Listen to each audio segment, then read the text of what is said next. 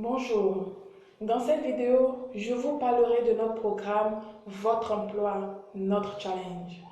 Avec ce programme, vous vous rendrez compte des erreurs qui sont sur votre CV et qui font que vous n'avancez pas ou que vous n'êtes pas rappelé alors que vous avez les aptitudes correspondant au poste. Vous saurez comment formuler vos phrases pour mettre en relief vos compétences. C'est bien d'avoir les diplômes, mais les compétences, c'est nettement mieux si vous désirez être percutant et vous faire une place sur le marché de l'emploi. Grâce à ces séances, vous aurez une lettre de motivation de meilleure qualité. C'est vrai que de plus en plus, on se demande si les recruteurs les lisent réellement. Peut-être que oui, peut-être que non. Non, parce qu'ils sont certainement fatigués des phrases standards qui reviennent. Fatigués des copier-coller et des lettres avec des phrases ronflantes qui ne veulent concrètement rien dire.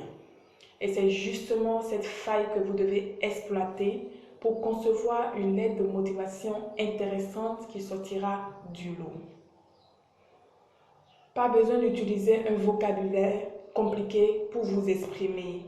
Par exemple, au lieu d'écrire « Ayant effectué un stage de 6 mois en start-up, j'aimerais enrichir mes connaissances au sein de votre entreprise. » Vous pourriez dire « Après 6 mois, en tant que commercial dans une petite entreprise, je souhaite aujourd'hui apporter mes compétences de vente dans une entreprise de taille plus importante. » Avec ce programme, les entretiens d'embauche ne seront plus votre bête noire. En effet, lorsque vos proches savent que vous avez un entretien, voici ce que vous avez souvent comme conseil. Ne soyez pas en retard. Habillez-vous convenablement. Renseignez-vous sur les produits, services et historiques de la société, etc. Je connais ça et je continue d'entendre ces paroles autour de moi. Mais malheureusement, c'est le basique. Qui vous apprend comment élaborer votre elevator speech ou votre présentation? Qui vous apprend à contrôler et maîtriser votre langage non verbal? Qui vous apprend à répondre à une question telle que pourquoi la société doit-elle vous choisir à la place des autres candidats? Qui vous apprend à répondre aux questions qui sortent des sentiers battus? Qui vous apprend à réagir face à une question dont vous ne maîtrisez pas la réponse? Personne. Du coup, la peur de l'inconnu vous stresse et transforme les entretiens d'embauche en des moments de frustration pour certains, voire d'humiliation pour d'autres.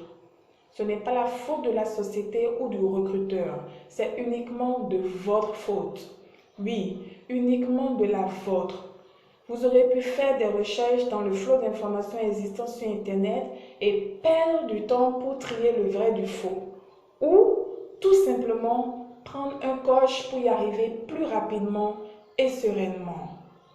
Les formations et coaching que nous proposons vous permettent de prendre conscience de vos forces et de savoir les exprimer. Ces séances vous mettent en situation d'entretien pendant lesquelles vous testerez vos propres connaissances, affinerez vos recherches d'emploi, adapterez votre langage à celui du recruteur, améliorerez vos attitudes pour finir par être à l'aise dans toute situation en entretien. Homme ou femme sur le marché de l'emploi, vous êtes soit un candidat diplômé, c'est-à-dire sans ou avec peu d'expérience professionnelle, soit un candidat en recherche d'emploi, c'est-à-dire ayant une bonne expérience professionnelle et se retrouvant pour une raison ou une autre en situation de sans-emploi, ou soit vous êtes un candidat en activité, c'est-à-dire à la recherche de nouvelles opportunités. En entretien, les réponses différeront donc en fonction de votre profil, mais devront toujours correspondre à votre réalité. Prenons l'exemple, la question « Pourquoi vous choisirait-on » posée à un candidat en activité. L'erreur serait de répondre « Si vous m'avez sélectionné, c'est que vous pensez que je vous conviens. » Ou encore de dire « Parce que je suis très motivé pour les missions du poste. » La motivation est certes nécessaire mais pas suffisante et ne remplacera pas les compétences. En réalité, que cherche le recruteur? Il cherche à vérifier votre compréhension des besoins du poste, à savoir comment vous avez préparé votre entretien et votre adéquation au poste. En d'autres termes, le recruteur cherche à savoir si vous avez bien compris les enjeux et les missions du poste. Il vérifiera si vous avez analysé ce qui, dans votre profil, vous permettra d'y répondre avec succès. Il attend donc que vous pointiez dans vos compétences, vos réalisations et qualités personnelles, celles qui correspondent aux exigences du poste.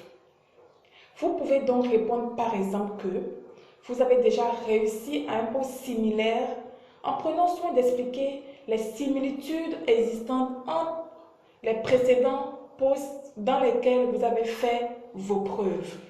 Ou encore, répondre que vous pensez avoir toutes les compétences demandées en prenant le soin de les nommer. Vous pouvez souligner votre valeur ajoutée, vos compétences de différenciation ou ce qui fait votre plus. De cette manière, vous vous vendez davantage et montrez au recruteur qu'il ne s'est pas trompé en vous invitant pour cet entretien. Nous voici à la fin de cette vidéo, cette deuxième vidéo. J'espère qu'elle vous a permis d'avoir une meilleure visibilité sur vos challenges. Si vous avez des questions, n'hésitez pas à me les poser là, ci-dessous dans les commentaires. Je me ferai le plaisir de vous répondre. Si vous avez apprécié le contenu, n'hésitez pas à liker ou à partager cette vidéo afin d'aider d'autres personnes. Quant à moi, je vous prie de me laisser en commentaire votre adresse email pour recevoir en cadeau le livre électronique Bien chercher son emploi, le guide pour être plus efficace. Répondez également à cette question afin que nous travaillions là-dessus ensemble.